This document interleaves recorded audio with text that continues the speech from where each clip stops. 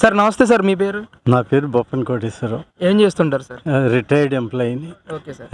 ఏ నియోజకవర్గం కిందకి వస్తుంది సార్ మీది? నేను ఇక్కడే ఉన్నా, ఈ నియోజకవర్గమే. తూర్పు నియోజకవర్గమే, గద్దె రామోహన్ గారి నియోజకవర్గమే. Right sir. ఏంటి సార్ మరి ఇప్పుడు ఈసారి కూటమి అభ్యర్థి గద్దె రామ్మోహన్ రావు గారు ఒకవైపు వైసీపీ నుంచి అవినాష్ గారు పోటీలో ఉన్నారు కదా, ఎలా ఉండబోతుంది అంటారు ఈసారి? ఇది యాక్చువల్గా అవినాష్ ప్లేసు మనం కూర్చుంది. అంతకుముందు వాళ్ళ ఫాదరు నెహ్రూ అంటే అందరూ అభిమానమే, అది వేరే సంగతి. కానీ నాకు ప్రత్యేకంగా గద్దె రామ్మోహన్ రావు గారు అంటే ఒక అభిమానం ఉంది. కారణం ఏంటంటే, నేను ఆయన మొట్టమొదటిగా రాజకీయంలోకి వచ్చే ముందు నేను గన్నవరంలో జాబ్ చేస్తున్నా. మొట్టమొదటి నేను పేపర్ చదువుకుంటా ఉంటే అక్కడ మారుమూల ఊళ్ళో అప్పట్లోనే నీటి ఎద్దడి ఉండేది. వాటర్ ట్యాంక్తో ఫస్ట్ టైం నేను ఒక రాజకీయ నాయకుడు సప్లై చేయటం గద్దె రామారావు ద్వారానే చూసా. అప్పటి నుంచి నాకు ఆయన అంటే చాలా అభిమానం. పర్సనల్గా కూడా కలిసా, కానీ ఏం లేదు. ఆయన సింపుల్గా ఉంటాడు, అందరితోనూ కలుస్తాడు. ఈవెన్ ఇక్కడికి వచ్చినా కూడా మరి ఏ మూలకన్నా వెళ్ళండి, ఏదైనా ఇస్త్రీ పెట్టి కానీ బండి కానీ అది కానీ చిన్న చిన్న వాళ్ళకి ఎంతో హెల్ప్ చేస్తాడు, నవ్వుతూ ఉంటాడు. నేను ఆయన ఎప్పుడు ఎక్కువ కలవను, ఆయన ఎప్పుడో ఇలా వచ్చినప్పుడు కలుస్తూ ఉంటాను. మాస్టరు బాగున్నారా అంటాడు, చాలా ఆప్యాయతంగా ఉంటాడు. నా ఉద్దేశంలో ఆయన తిరుగులేని రాజకీయ నాయకుడు. రాజకీయ నాయకుడు ఎలా ఉండాలి అని నన్ను అడిగితే గద్దె రామ్మోహన్ రావు లాగా ఉండాలి. అవినాష్ అంటే మాకు ఇష్టమే, నెగిటివ్ కాదు. కానీ గద్దె రామారావు గారు రాజకీయంలో వచ్చిన కాడి నుంచి కూడా నాకు తెలుసు. ఆయన అసలు ఎవరన్నా ఇంటికి వెళ్ళి ఏమండి ఇది కావాలంటే నో అండవు. జరిగినా జరగపోయినా ఆయన ట్రైన్ ఆయన చేస్తాడు. రాజకీయ నాయకుడు ఎలా ఉండాలి అంటే గద్దె రామారావు లాగా ఉండాలంటారు. ఆయన లాంటి నాయకుడు నాకెవరు కనపడలే. చంద్రబాబు నాయుడు తర్వాత నాకు ఆయనే, అందులో తిరుగులేదు. ఇంకేం చెప్పండి సార్. ఇక్కడ 10 సంవత్సరాల నుంచి ఆయనే ఎమ్మెల్యేగా పనిచేస్తూ ఉన్నారు కదా, ఎలాంటి అభివృద్ధి చేయగలిగారు అంటారు ఈ కాన్స్టిట్యున్సీ? ఇప్పుడు ఒకసారి అభివృద్ధి చేయాలంటే అధికారంలో కూడా ఉండాలి. అధికారం లేకుండా అభివృద్ధి చేయలేరు కదా. మరి గత 5 సంవత్సరాల నుంచి ఆయన ఒకవేళ చేద్దామన్నా కూడా ఛాన్స్ ఇవ్వరు. అర్థం కాదు. ఆయన శాయశక్తులా చేశాడు, అందులో అనుమానం లేదు. ఆయన చేయగలిగింది చేశాడు. ఆయన ఇక్కడ ఎంపీగా కూడా కొంతకాలం ఉన్నాడు కదా, అప్పుడు కూడా ఈ చుట్టుపక్కల రోడ్లు కానీ అవి కానీ బాగానే చేశాడు. అసలు కిందటిసారి అంటే నా అభిప్రాయం చెబుతున్నా, కిందటిసారి చంద్రబాబు నాయుడిని ఓడించుకోవటం ఎంత దుర్మార్గమో, అసలు ప్రజాస్వామ్యం అపహాస్యం అయిపోతుంది అనిపిస్తాను. నాకు 10th క్లాస్లో ఉండగా మా గురువుగారు ఒకళ్ళు చెప్పారు, అబ్రహం లింకన్ గారి కొటేషను, డెమోక్రసీలో ప్రజల్ని చైతన్యవంతులు చేయకపోతే బేడిమోక పరిపాలన అవుతుంది అని. యాక్చువల్గా 5 సంవత్సరాల్లో మనం అబ్జర్వ్ ఇప్పటికీ చూస్తూ అంటే సిద్ధం అని వెళ్తూ ఉంటారు. జనాలు ఎగబడుతున్నారు, డబ్బులు ఇస్తున్నారు. పల్లెటూరులకు వెళ్ళండి. మాది గోడపాడు, మా స్వగ్రామం మొవ దగ్గర, మొవ తాలూకా హెడ్ క్వార్టర్. 2 సంవత్సరాల నుంచి అక్కడ బస్ స్టాండ్లో నేను బస్సులో దిగి మా ఊరు వెళ్తా.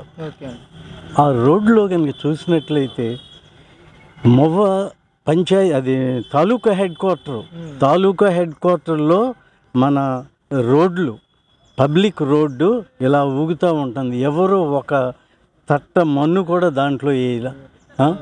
అక్కడ నేను మొగలో పెద్ద మనుషులను పిలిచా, ఏమంటే మీకన్నా బుద్ధి లేదా, ఈ రోడ్డు ఏంటి, ఇదేంటి, మీరైనా ఒక తట్ట మన్ను వేయొచ్చా అని. లేదు, అది నిజంగా అదే నేను చెప్పాను కదా, అబ్రహం లింకన్ మా మాస్టర్ చెప్పింది, ప్రజల్ని చైతన్యవంతులు చేయకపోతే బేడిమోక పరిపాలన, కేవలం అదే చూస్తున్నాం. ఇలా గుద్దుతే సరిపోతుందండి? ఇది గుద్దుతే కాదు, రోడ్లు డెవలప్ చేయాలి అందరికీ. స్కూల్స్ ఏదో డెవలప్ చేశాడు కానీ పిల్లలు ఎంత సఫర్ అయ్యారు, పేరెంట్స్ ఎంత సఫర్ అయ్యారు లేదు. వాళ్ళే ఏదో ఇంగ్లీష్ మీడియం తీసుకొచ్చారని చెబుతున్నారు. ఎప్పటి నుంచో ఉంది ఇంగ్లీష్ మీడియం. నాకు తెలిసిన బీద పిల్లలు కూడా వాళ్ళ ఇంగ్లీష్ మీడియం కోలవేని గ్రామంలో ఇంగ్లీష్ మీడియం చదువుకుని మంచి ఉద్యోగాల్లో ఉన్నారు. మీడియం మార్చడం కాదు, అక్కడ వసతులు, టీచర్సు, ఎయిడ్స్ ఇవన్నీ చేయటం, పిల్లల సౌకర్యం. ఆ స్కూల్స్ మూసేసి దూరం పంపమంటే పిల్లలు ఎలా వెళ్తారండి?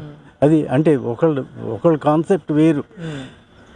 చంద్రబాబు నాయుడిని ఈసారి గెలిపించుకోకపోతే ఆంధ్ర నాశనం నా ఉద్దేశం. గద్దె రామారావు గారు ఆటోమేటిక్గా గెలుస్తారండి. ఆయన గురించి మీరు ఈ ప్రెస్ మీట్లు నాలాంటి వాళ్ళని అడగక్కర్లా. ఎందుకంటే ఆయన ఒక నిజాయితీ, నిబద్ధత, రాజకీయ ఈ చైతన్యం అన్నిలో ఉన్నాయి. ఆయన డెఫినెట్గా ఆయన గురించి ఎవరు క్యాన్వాస్ కూడా ఆయన కూడా చేయొచ్చు. ఆయన ఇంట్లో కూర్చున్నా గెలుస్తాడు. అలాంటి అంటే నా వ్యక్తిగత అభిప్రాయం. తర్వాత నేను ఎందుకు బాధపడుతున్నాను స్టేట్ అయింది, నేను చాలా యావరేజ్ మనిషిని, సామాన్యుని, అతి సామాన్యుని. ఈ రాష్ట్రం ఒక్క చంద్రబాబు నాయుడు వల్లే డెవలప్ అవుతుంది. ఎందుకంటున్నానంటే చంద్రబాబు నాయుడు మన మొట్టమొదటగా ఇప్పుడు దాన్ని ఏమంటారు, ఎన్ఆర్ఐలను ఆకట్టుకుని ఊళ్ళోకి తీసుకొచ్చి గ్రామాలను అడాప్ట్ చేసి దాన్ని ఏమంటారు, జన్మభూమి అది కాన్సెప్ట్ తీసుకొచ్చింది ఆయనే. అలా ఉంచండి. ఇప్పుడు ఈ లేడీస్ని, మహిళా గ్రూపులను తయారు చేసింది ఆయనే. అసలు ఎక్కడ చూసినా ఇప్పుడు హైదరాబాద్ కానీ ఎక్కడ కానీ హైటెక్ సిటీ కానీ ఏదని కానీ ఏమండి, అలాంటి వ్యక్తిని సరే ఏదో చిన్న తప్పులు జరిగితే వేరే 53 రోజులు జైల్లో వేశారంటే నేనైతే చచ్చిపోయేవాడినండి. నేను నిజంగా చెబుతున్నా. అలాంటి సిచ్యువేషన్లో ఆయన మహానుభావుడు ఎలా తట్టుకున్నాడో కానీ ఇప్పుడు కేజ్రీవాల్ చూడరాదు, ఆ కవిత వాళ్ళకి బయటపడ్డాయి కొంత కాలంతో. ఏమీ లేకుండా అలాంటి మహానుభావుడిని ఇంత డెవలప్ చేసినాన్ని ఏమీ చేయలేదని వేశారంటే చెప్పండి. ప్రజల్లో మీ ప్రెస్ వాళ్ళు మీరు కూడా చైతన్యం తీసుకురావాలండి. ప్రజలు మరి మీరు ఏ గ్రూపు తెలియదని కూర్చోబెట్టారు, నన్ను అరెస్ట్ చేస్తారో కూడా తెలీదు మీరు మాట్లాడితే. నేను ఈ మాట ఎందుకంటున్నానంటే నాకు చాలా డిగ్రీలు ఉన్నాయి. బేసిక్గా నేను చాలా దేశాలకు తిరిగాను. అల్జీర్స్లో కూడా 5 years వర్క్ చేశా. నాకు నచ్చని విషయం ఉంటే అంటే పేపర్లో రాయను కానీ ఫేస్బుక్లో పెడతా ఉండేవాడిని. ఇది ఇలా ఉంటే బాగుంటుంది, ఇలా ఉంటే బాగుంటుంది. ప్రస్తుత ప్రభుత్వం వచ్చిన 1 year తర్వాత ఒక ఫోన్ వచ్చింది. ఆ ఫోను సిమ్ ఎక్కడదంటే బ్రెజిల్ నుంచి వచ్చింది, కానీ ఫోన్ ఇక్కడిదే. ఆడేమన్నా అంటే నీకు కులపిచ్చ, రాజకీయ పిచ్చ, నువ్వు ఇలా ఉన్నావంటే నేను ఇచ్చా ఫోన్ అన్నాడు. ఫోన్ నెంబర్ నోట్ చేసుకున్నా. ఫోన్ నెంబర్ నోట్ చేసుకుని పోలీస్ స్టేషన్కి వెళ్ళి రిపోర్ట్ చేద్దాం అనుకున్నా. మళ్ళీ తమాయించుకున్నా. పోలీస్ స్టేషన్కి వెళ్ళినా వాళ్ళు మాత్రం ఏం చేస్తారు, ప్రభుత్వాన్ని వ్యతిరేకం చేయరని తమాయించుకున్నా. అప్పటి నుంచి అసలు ఫేస్బుక్లో మనకెందుకు నేనేం పెట్టుకుంటాను. ఇదిగో ఇప్పుడు ఈ మొక్కలు బాగున్నాయి అనుకో, ఈ మొక్కలు బాగున్నాయి, అది ఆ ఊరు బాగుందనుకో, ఆ ఊరు బాగుంది, అవి పెట్టుకున్నా కానీ రాజకీయ విశ్లేషణ మానేసి. రంగనాయకం గారు చూడండి, ఆవిడ ఓల్డ్ లేడీ, సోషల్ సర్వీస్, ఆవిడని ఎంత హెరాస్ట్ చేశారు. ఇది ప్రజాస్వామ్యంలో అప్రజాస్వామ్యం అండి అది ఎవరు. కానీ ఇప్పటికీ కూడా మరి ఆ జనము సిద్ధము ఎక్కటము, ఇది వాళ్ళు ఏమనుకుంటున్నారంటే ప్రజలు ఏదో డబ్బులు ఇస్తున్నారు అనుకుంటున్నారే కానీ ఈ డబ్బులు ఎక్కడే, ఆయన జేబులో ఏమైనా ఇస్తున్నాడా? మన ట్యాక్సేషనే, మన దగ్గర ట్యాక్సేషన్ ఇది అందరూ కడుతున్నాం ట్యాక్స్. ఈవెన్ బీదవాడు కూడా ట్యాక్స్ కడుతున్నాడు. నువ్వు 10 రూపాయలు కొంటే అందులో 3 రూపాయలు ట్యాక్స్ వేస్తున్నాడు. అర్థం అది ఇప్పుడు చూడండి, పూర్వం ప్రభుత్వానికి ఇప్పటికీ మనం చూసినట్లయితే ఆ 5 సంవత్సరాలు మహానుభావుడు కరెంటు బిల్లు పెంచల, ఆర్టీసీ ఛార్జీలు పెంచల, అలా లాక్కుంటూ వచ్చాడు. ఇప్పుడు తర్వాత నేను పెన్షనర్ని.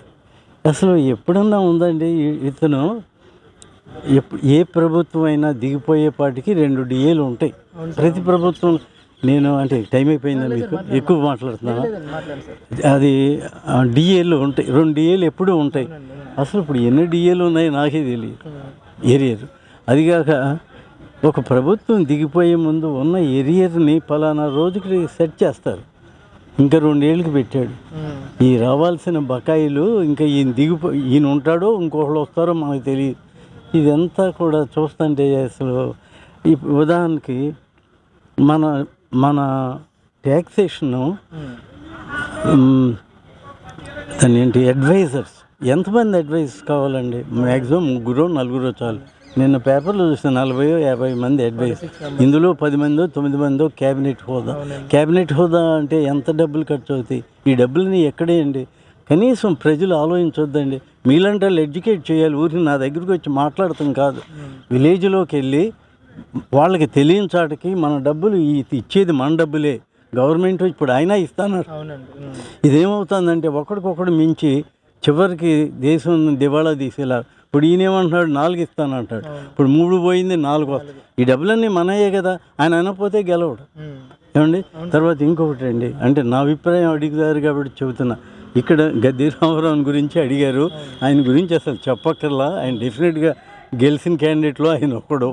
అంటే నేను ఇంకొకరు నేను కించపరచడం కాదండి, నా అభిప్రాయం నేను చెబుతాను. ఓవరాల్గా ఎలక్షన్ ఎలా ఉండబోతుందంటారు? ఓవరాల్గా ఎలా ఉండబోతుందంటారు? డెఫినెట్గా ఏమండి, ఈసారి ఇక్కడ కూటమి గెలవకపోతే సర్వనాశనం అవటమే ఆంధ్ర, అందులో అనుమానం లేదు. చంద్రబాబు నాయుడు ఏమైనా పిచ్చాడేం కాదండి. యాక్చువల్గా మన రాష్ట్రం, అంటే నా అభిప్రాయం చెబుతున్నా, మన రాష్ట్రం డెవలప్ అవ్వకుండా ఉండడానికి మోడీనే కారణం.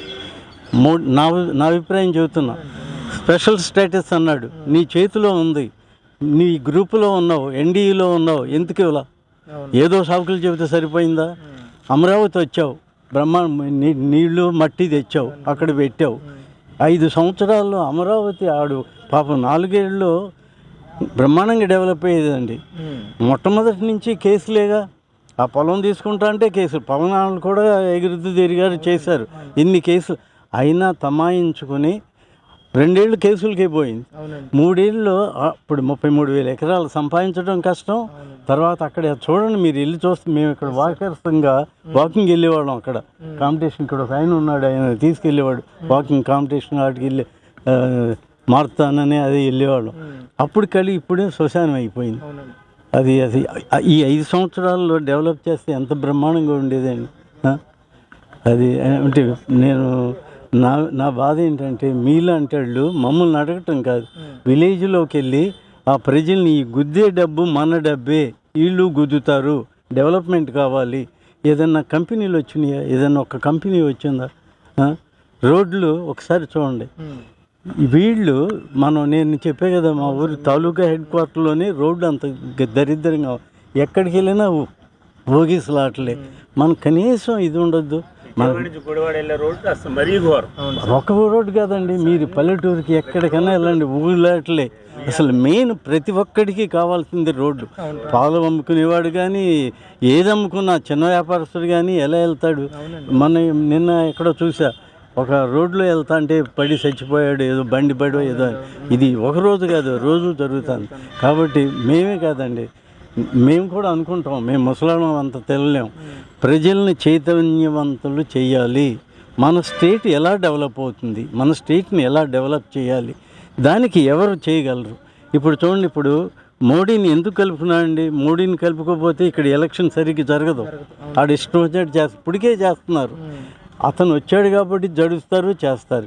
అతను కూడా చూడండి, 53 రోజులు ఇతను ఇంత లీడర్ ఉంటే నోరు మెదిపారండి వాళ్ళు ఏంటి? ఇప్పుడు పవన్ ఇంకొకటి చూడండి, రాజకీయం ఎంత వరస్ట్గా ఉందో మన దేశంలో. ఎన్డీఏలో అసలు మెయిన్ పర్సన్ మొట్టమొదటి నుంచి ఎవరండి? వాజ్పేయి దగ్గర నుంచి ఎవరు? చంద్రబాబు నాయుడిని అక్కడ పక్కన పెట్టేసి పవన్ అనేవాళ్ళు ఎవరండి? అతనికి ఏం క్యాలిబర్ ఉంది? ఎప్పుడో వస్తాడు, చేస్తాడు, గ్లామర్ ఉంది. అతనికి ఏమైనా విజన్ ఉందా, ఐడియా ఉందా? అంటే నేను వ్యతిరేకం కాదు, చెబుతున్నా. నేను కంపేర్ టు చంద్రబాబు నాయుడు. ఎన్డీఏలో అతన్ని పెట్టి ఇతని పక్కన పెట్టేసి 53 అయిపోయిన తర్వాత చివరి తీసుకొచ్చి ఇక తప్పనిసరిలో చంద్రబాబు నాయుడు చాలా తెలివిగలాడు. వాళ్ళ సపోర్ట్ లేకపోతే రాజకీయం లేదు, అందుకని ఇచ్చాడు. ఇప్పుడైనా సరే బీజేపీ వాళ్ళు కానీ, ఇతను మోడీ కానీ మన బాధలు గుర్తించి ఆంధ్రప్రదేశ్ని డెవలప్ చేయడానికి అన్ని విధాల సహకరించాలని నేను ప్రార్థిస్తున్నాను సార్. డెఫినెట్గా ఈ నియోజకవర్గంలో నా ఉద్దేశంలో గద్దె రామారావుని మించిన రాజకీయ నాయకుడు లేడు. అంటే నా ఉద్దేశం, నాకు ఆయన మోడల్ లీడర్. మీరు నన్ను అడిగి మంచి పని చేశారు, నా అభిప్రాయాన్ని పంచుకున్నారు. మీరు విలేజ్లోకి వెళ్ళి మాత్రం మార్పు తీసుకురండి please. Thank you very much.